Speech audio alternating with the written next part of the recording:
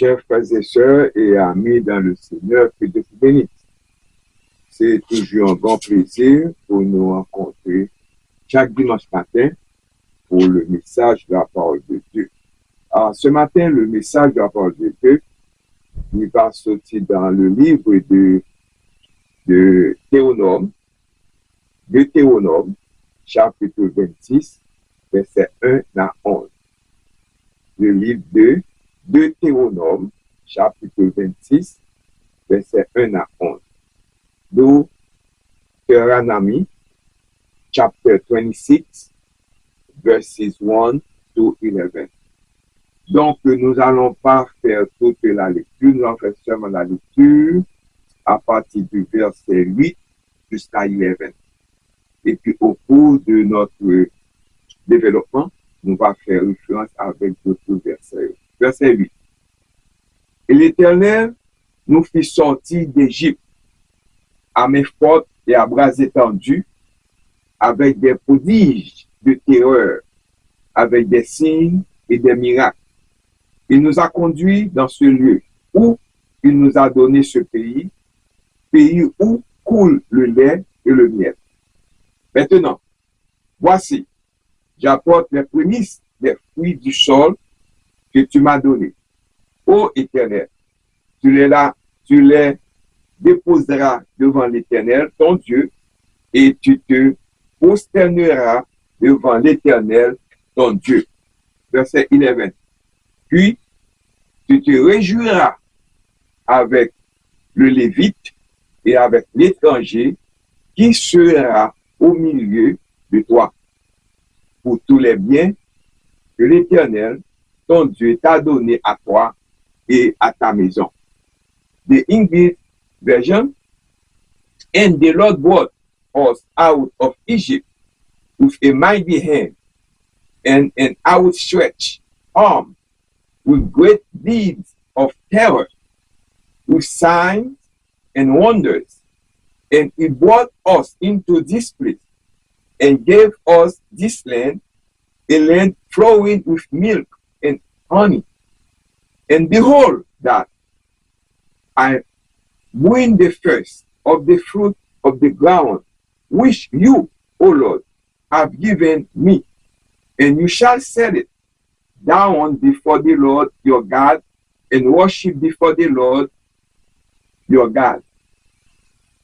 And you shall rejoice in all the good that the Lord your God has given to you, and to your house, you and the Levite, and the sojourner who is among you. A sojourner is a temporary resident, soit étranger. Que Dieu, dans son amour infini, bénisse cette portion d'écriture que nous venons de faire.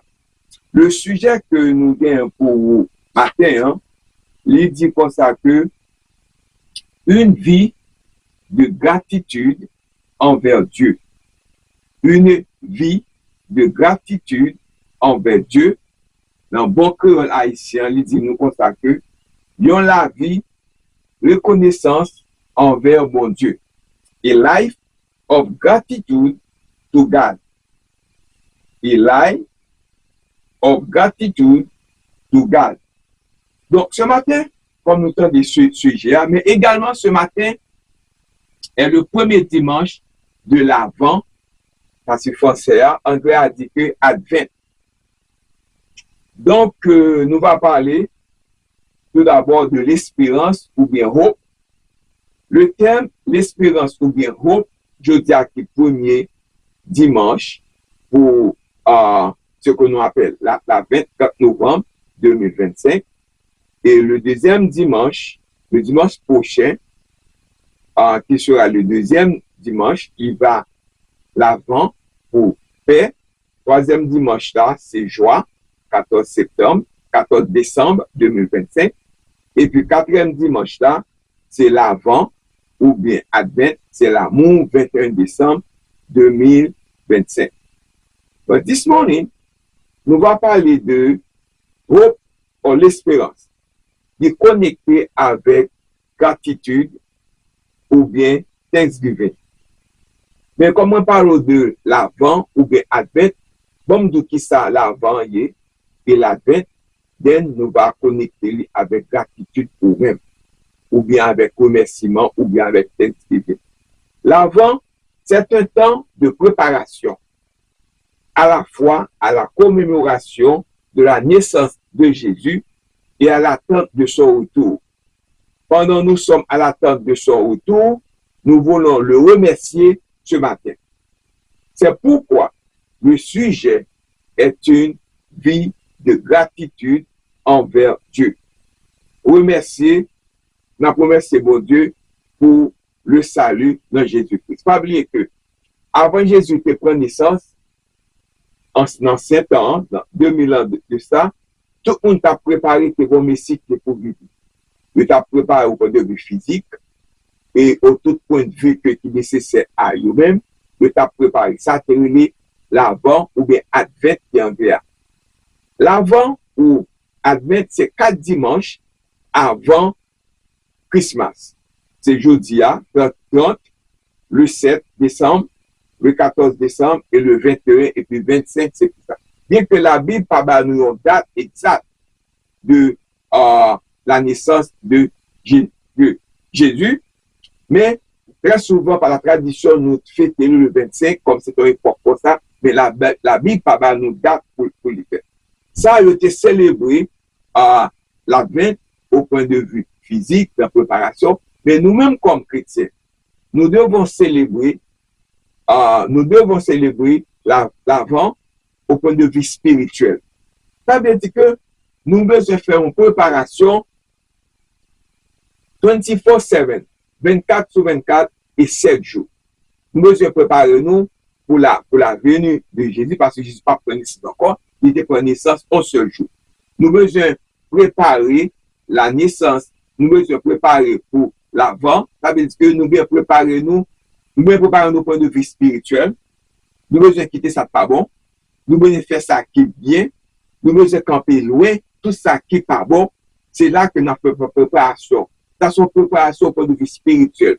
C'est là que nous avons préparé pour nous célébrer pour la naissance, non jour consacré pour la naissance, nous avons date, mais en même temps, nous devons préparer nous tout pour la seconde venue de Jésus que nous ne savons pas qui joue la venue. Lorsque on a vu la caou, on va qui joue mon âme. Lorsque on a vu la caou préparé, ou balai, ou clean, ou clean la cour, ou clean dans la suyo, tirer toute poussière. Mais pour Jésus, la venue comme un voleur. Pour nous préparer, nous devons préparer nous chaque jour. Faire ça qui est bien, pareil moun, remer moun, visiter moun, aider moun, prêcher l'évangile, faire la lecture de Dieu, prier, aller en jeûne et aider les autres.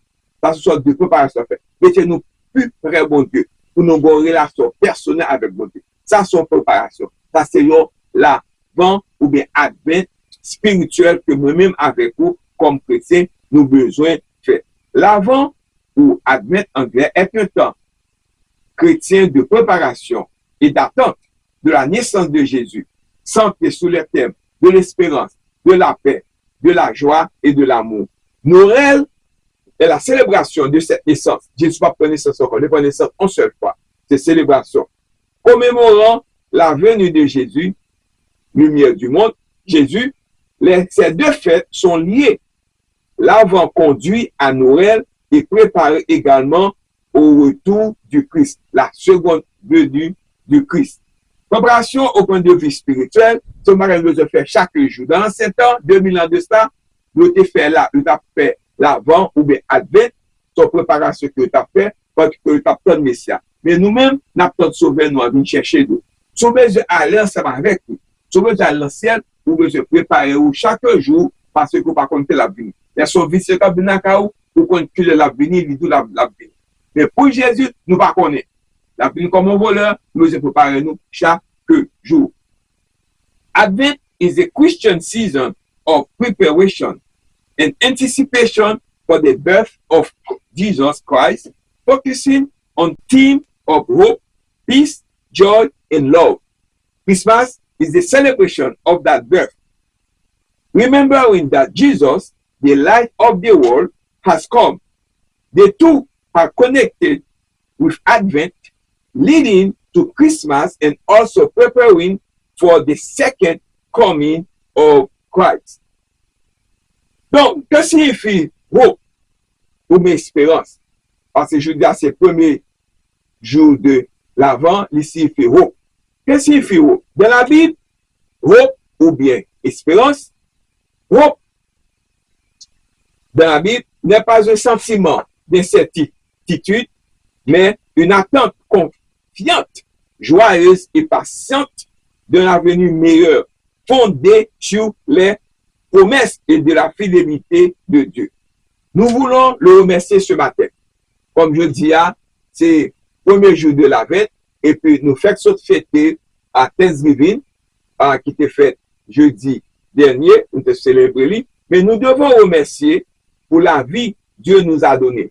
Il va nous la vie, il va nous Jésus-Christ, l'amour pour nous-mêmes sur le bois du calvaire. Nous devons remercier chaque jour parce que nous avons espoir, un jour nous allons dans le ciel. Non, péché que nous avons, il retire nous, il bat nous, Jésus-Christ.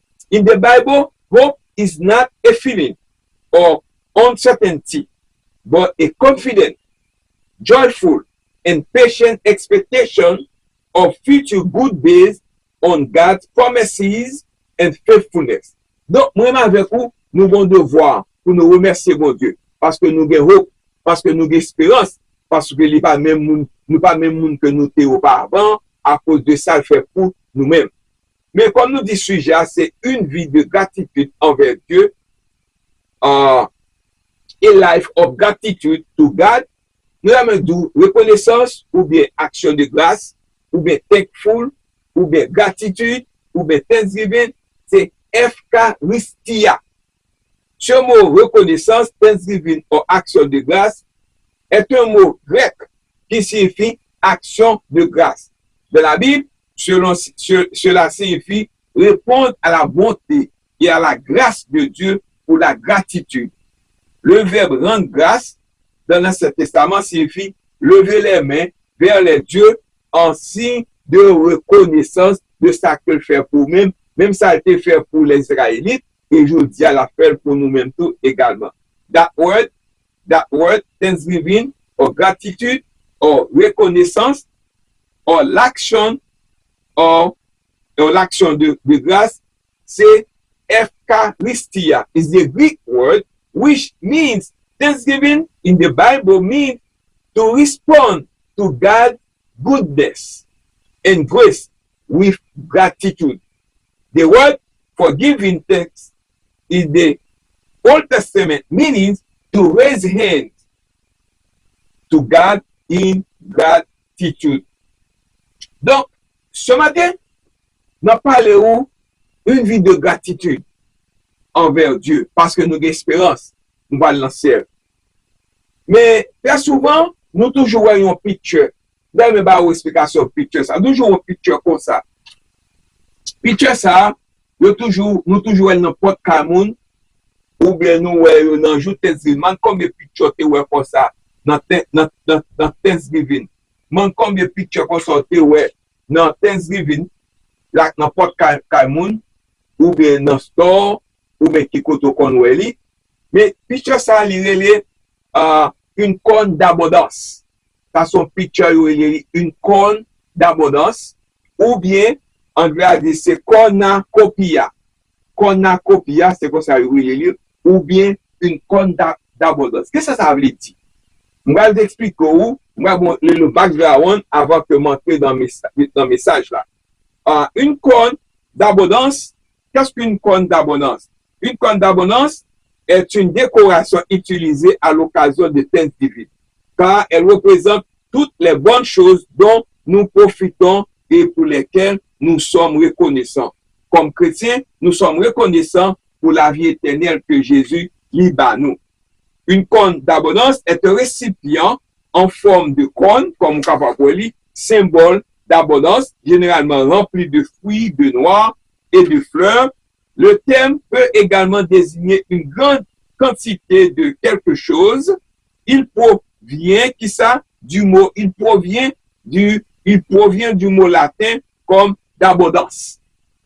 Il trouve ses racines dans la mythologie grecque antique, qui signifie que une corne mystique assurerait une substance inépuisable de nourriture. L'homme était quoi dans ça? L'homme qui a fait ça, ça veut dire qu'il y a toujours des nourritures tout le temps, dans bon jour comme dans les mauvais jours. Une corne d'abondance est souvent utilisée comme symbole de Thanksgiving, quand nous sommes célébrés Thanksgiving jeudi dernier, et de la raison des récoltes. Donc, c'est ça que nous sommes capables de corn d'abondance. What is cornucopia? Cornucopia is used as a decoration around Thanksgiving because it shows all of the good things we get to enjoy and give thanks for. Donc, c'est ça que nous sommes capables de liste de picture ça pour capable penser, pour capable gagner une idée de qui ça que nous a parlé matin. Mais ce matin, pour nous bon background, pour comprendre le message, nous allons dire que l'histoire de Thanksgiving, ou bien l'histoire du premier repas de Thanksgiving, célébré par les pèlerins. The story of the first Thanksgiving feast celebrated by the pilgrim, a person who journeys to a sacred place for religious reasons. Nous connaissons tous l'histoire du premier repas de Thanksgiving célébré par les pèlerins. C'était en 1621, il y a près de 400 ans, plus précisément 404 années. L'année avait été difficile pour les pèlerins. Arrivés en Amérique trop tard pour semer, ils souffraient souvent de la faim. Leur santé était fragile et nombreux de leurs proches tombaient malades à cause de froid. En effet, près de la moitié d'entre eux périrent durant cette période hiver en Amérique. Aussi, à l'arrivée des récoltes à l'automne 1621, les pèlerins savaient qu'ils étaient probablement en sécurité. Si ça vous fait, ils avaient de quoi à manger et faire des provisions pour l'hiver. Désireux de remercier Dieu pour toutes les grâces, ils décidaient d'organiser un festin. Leurs voisins, les Indiens, ça les Wampanoag, ces chefs et membres of the Confederacy, apportaient du cerf, dire qu'ils avaient chassé et tous se réunis pour un immense repas et des festivités qui duraient 3 jours.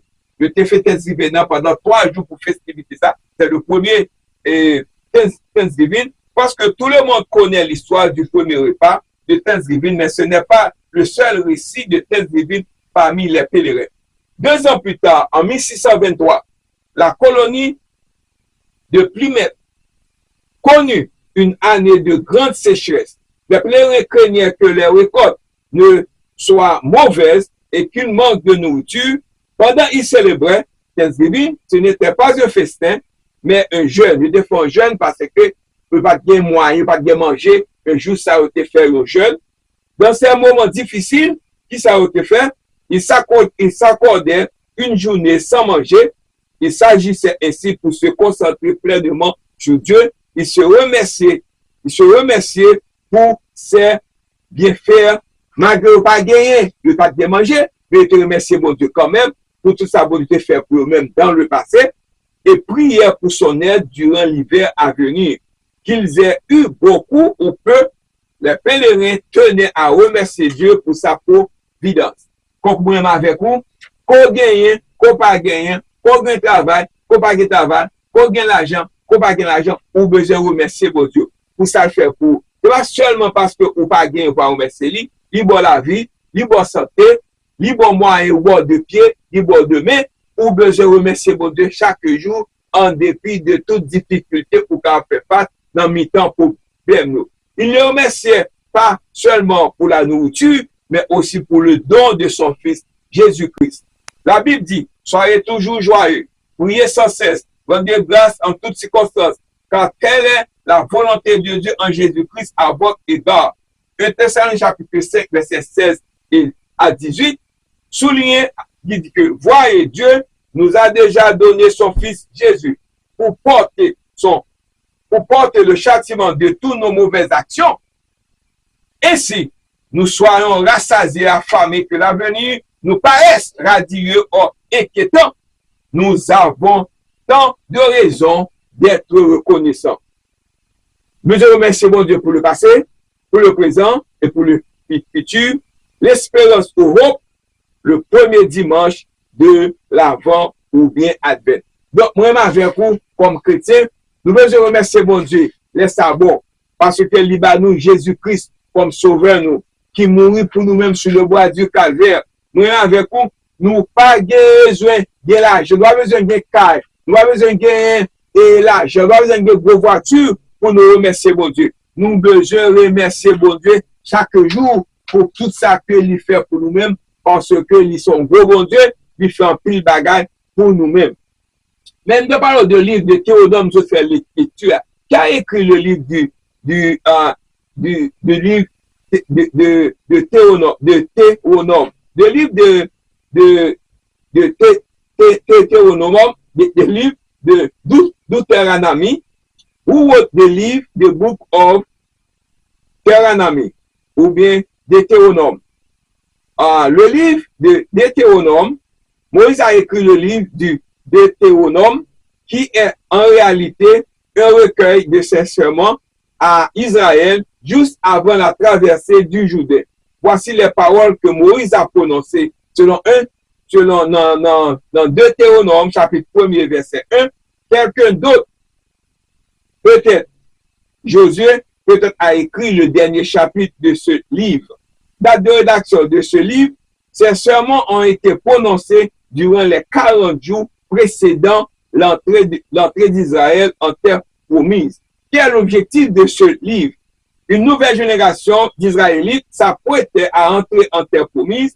Ce peuple n'avait pas été témoin du miracle de la mer Rouge, Timounio, Jeunio, ni entendu la loi donnée au Sinaï.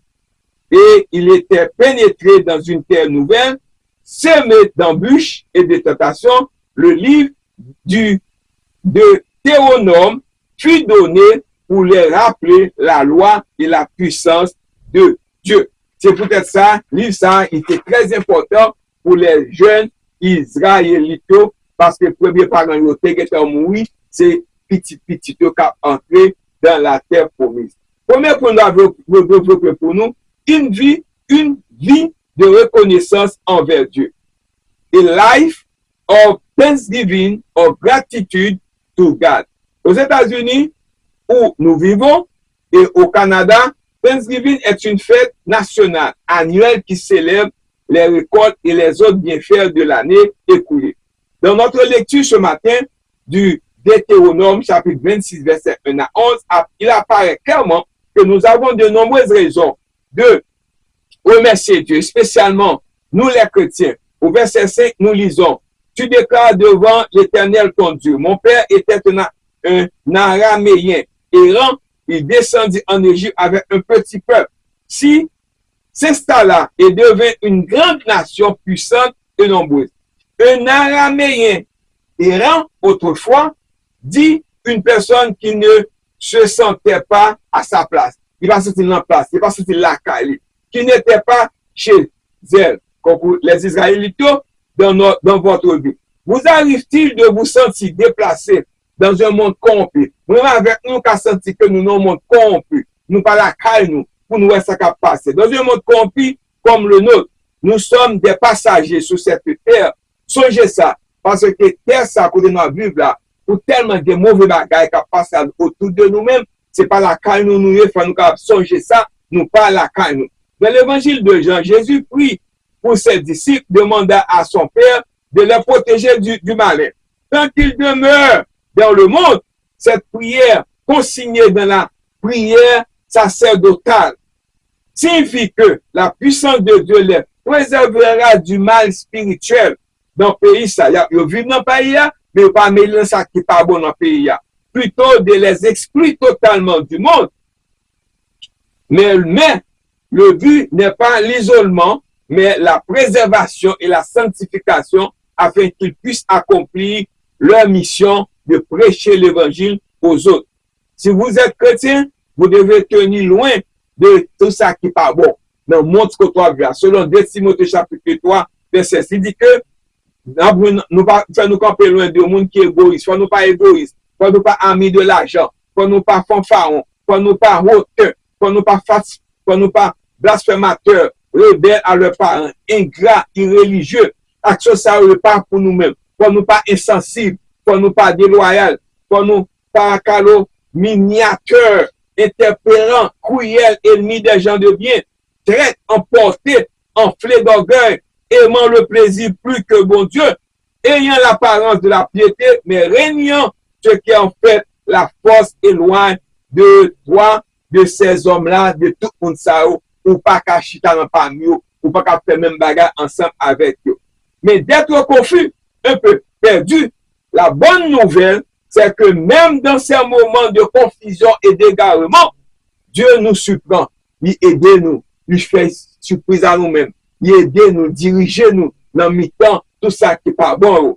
Mais ça que nous sommes capables de faire ce matin, pour nous protéger, pour qu'on accepte comme sauveur personnel, pour qu'on servir, pour qu'on obéir à lui-même, pour qu'on fasse des amours, pour qu'on ait son personnel avec lui. Dans le cas contraire, la protéger, la conserver, et on a bien une vie qui bien, on va continuer à remercier lui. Remercier bon Dieu, pas qu'il y ait trop de bagages pour remercier bon Dieu, parce que je fais plus de bagages pour vous-même et pour moi. Malgré le chaos de notre existence, Dieu est toujours à l'œuvre. Malgré que ça va marcher bien, des difficultés, bon Dieu est toujours à l'œuvre pour nous-mêmes. Donc, accomplissant de nombreuses bonnes choses dont nous pouvons être reconnaissants. Malgré son égarement, Lara, Mérien Errant est devenue une grande nation puissante et nombreuse. Soyez reconnaissants que notre vie n'a pas besoin d'être parfaite pour recevoir certaines des bénédictions de Dieu. Nous avons besoin de remercier mon Dieu. Mais rester perdu et confus est un problème. Vous devez chercher le pardon de Dieu et le remercier. Vous cherchez pardon, vous remerciez lui, vous dites merci pour tout ça que lui fait pour vous-même. Do you want to accept Jesus Christ as your personal Savior this morning? He died for us. He gave us eternal life. According to John 3:16, for God so loved the world that he gave his one and only Son, that whoever believes in him shall not perish, but have eternal life. Est-ce que tu as amené la vie éternelle matin? Est-ce que tu as venu l'autre matin? Parce que le pape plutôt seul. Est-ce que tu as amené faire ça matin? Livre faire ça pour un matin. Mais il faut qu'on accepte d'abord comme sauveur personnel. Écoutez le verset 6. Deutéronome chapitre 26, verset 6 a dit. Mais les Égyptiens nous ont maltraités et nous ont fait souffrir, nous soumettant à un dur labeur. Les Israéliens qui parlent, pour comprendre le problème de la difficulté, il nous faut maintenant aborder le passage suivant. Exode 5, verset 1 à 5 dit, après cela, Moïse et Aaron allaient trouver Pharaon et dit pour quitter le peuple aller. Voici ce que dit l'Éternel, le Dieu d'Israël. Laisse partir mon peuple afin qu'il célèbre une fête en mon honneur dans le désert. Pharaon répond, qui est l'Éternel pour que je lui obéisse et que je laisse partir Israël? Je ne connais pas l'Éternel et je ne laisserai pas partir Israël. Alors il dit, le Dieu des Hébreux nous a rencontrés. Alors maintenant, fais un voyage de 3 jours dans le désert pour offrir des sacrifices à l'Éternel, notre Dieu, de peur qu'il nous frappe de plaire ou par l'épée. Mais le roi d'Égypte dit, Moïse et Aaron, pourquoi empêchez-vous le peuple de travailler? Retournez à votre ouvrage. Pharaon dit alors, voyez le peuple du pays est maintenant nombreux et vous l'empêchez de travailler. Le problème avec le travail acharné, c'est lorsqu'il empêche des gens de passer du temps avec Dieu. De la même manière, Israël has nombreuses raisons de remercier Dieu.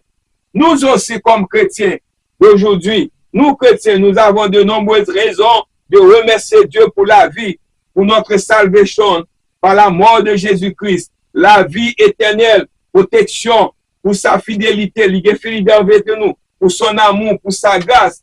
Nous avons l'espérance. Nous besoin remercier bon Dieu. Pour tout ça le faire pour nous-mêmes, nous besoin remercier bon Dieu. Merci bien. Nous besoin remercier bon Dieu. Deuxième point, pourquoi est-il important de rendre grâce à Dieu? Why is giving thanks to God important? La Bible affirme que la reconnaissance est un pilier de la foi chrétienne. Si vous n'avez pas de reconnaissance, vous n'avez pas la foi chrétienne. La présentant comme un commandement et une forme d'adoration. Elle encourage les croyants à rendre grâce en toutes circonstances par la prière en réponse à la bonté, à l'amour de Dieu. Pourquoi les chrétiens devraient-ils rendre action de grâce à bon Dieu? Il y a une raison pour faire ça. C'est la volonté de Dieu. Rendre grâce en toutes circonstances. Car telle est la volonté de Dieu en Jésus-Christ à votre égard.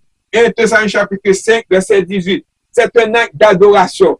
L'Écriture ordonne aux croyants, entrer dans ses portes avec des actions de grâce, aller dans ses parvis avec des louanges. Psaume 100, verset 4. Donc, son raison, son devoir que nous gagnons pour nous capables de rendre grâce avec bon Dieu, pour nous rendre action de grâce avec bon Dieu. Cela apaise l'anxiété. Au lieu d'être anxieux, les croyants sont invités à présenter leur requête à Dieu avec reconnaissance. Philippiens 4, verset 6. Reflète la nature de Dieu. La Bible souligne à maintes reprises la bonté et l'amour éternel de Dieu comme motif de louange. Psaume 136, verset 1er. Est une caractéristique des croyants. La Bible note que le manque de reconnaissance est un trait des méchants. Si vous ne remerciez mon Dieu ou méchant, tandis que les rachetés doivent être reconnaissants.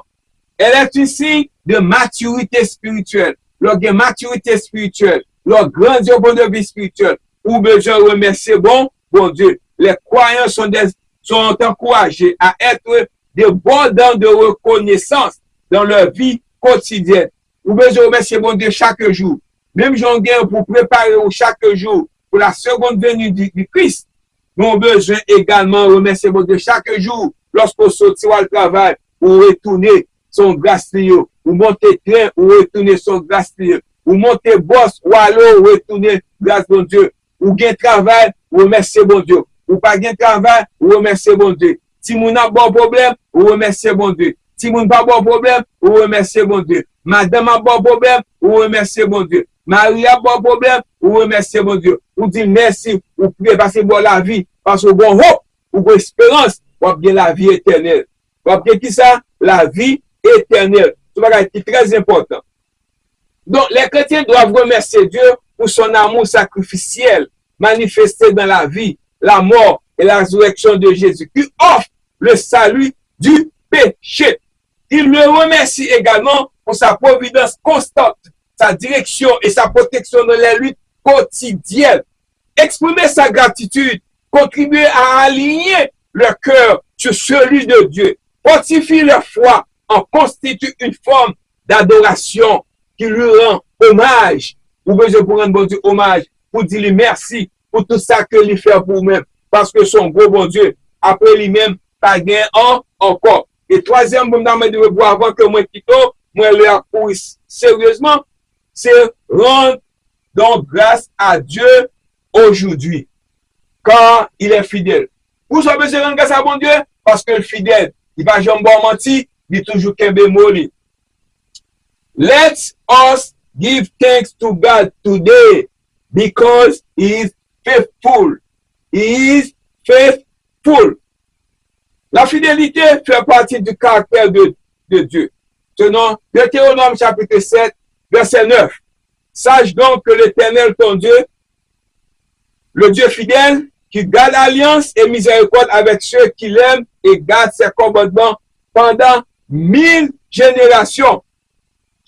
Donc, acte 19, verset 11. Et je vis le ciel ouvert, et voici un cheval blanc, et celui qui était assis sur lui était appelé fidèle et véritable. Et c'est avec justice qu'il juge et fait la guerre. On nous refait remarquer ça. Le mot fidélité implique que l'on est digne de confiance, loyal, fiable et fiable. Il fait référence à quelqu'un sur qui on peut compter. Bon Dieu, c'est un monde qu'on peut compter sur lui. Ou qu'à compter sur un ami, il trompe. Ou qu'à tromper sur un autre monde qui cherche même, il trompe. Mais quand tu es sous bon Dieu, il n'est pas pour eux. La fidélité de Dieu est la base de notre foi en Dieu. Les hommes peuvent vous faire défaut, mais Dieu ne le fera jamais. La fidélité est une partie inhérente de qui il est, de monde que lié à. Dieu n'a jamais rompu une promesse. Il est totalement fiable et fidèle, selon 1 Roi chapitre 8, verset 56. Béni soit l'Éternel qui a donné du repos à son peuple d'Israël, selon tout ce qu'il a promis. Nous, les chrétiens, il fera de même pour nous-mêmes. La fidélité de Dieu doit nous donner confiance dans la prière, le jeûne. Invoque-moi et je te répondrai et je te montrerai des choses grandes et puissantes que tu ne connais pas. Selon Jérémie 33, verset 3. Et finalement, m'a conclu là ensemble avec vous. C'est un grand Dieu. C'est pas comme les autres. C'est un grand bon Dieu. He's a big God. He's not like other gods. Ils sont mon Dieu. He's faithful. He's a faithful God. Remember, l'avant ou la vente, c'est un temps de préparation à la fois à la célébration de la naissance de Jésus. Nous pas tant naissance Jésus encore, nous avons célébré lui, bien que nous ne pas date là. Et à la seconde venue de Jésus, nous devons préparer nous. Préparation au point de vue spirituel. Camper loin péché, camper loin méchanceté, égoïste, fanfaron, malveillant. I'm going to leave you right there. Faithfulness is part of God's character. Know, therefore, that the Lord thy God is God, the faithful God, which keep covenant and mercy with them that love him and keep his commitment to 1,000 generations. And finally, the faithfulness of God should give us confidence in prayer. Call unto me, and I will answer you. I will answer thee, and show thee great and mighty things, which thou knowest not. Brothers and sisters, en quittant là, sujet, c'était une vie de gratitude envers Dieu. Nous avons que chaque monde qui l'a, et remercier mon Dieu de notre patient. On va remercier mon Dieu pour un seul jour pour célébration. On va remercier mon Dieu chaque jour. Thanksgiving est chaque jour pour vous-même. Préparation, c'est chaque jour pour vous-même. Ce n'est pas un seul jour, mais c'est chaque jour. Que bon Dieu son amour infini, car aidez-vous. Passez une très bonne journée, ce beau dimanche, pour qu'à célébrer, pour qu'à remettre. Ou bien pour célébrer, préparation 24/7. 24/7 pour célébrer, pour servir. May God bless you. Have a good Sunday. Remember, une vie de gratitude envers Dieu. Bye bye. May God bless you. Bye bye.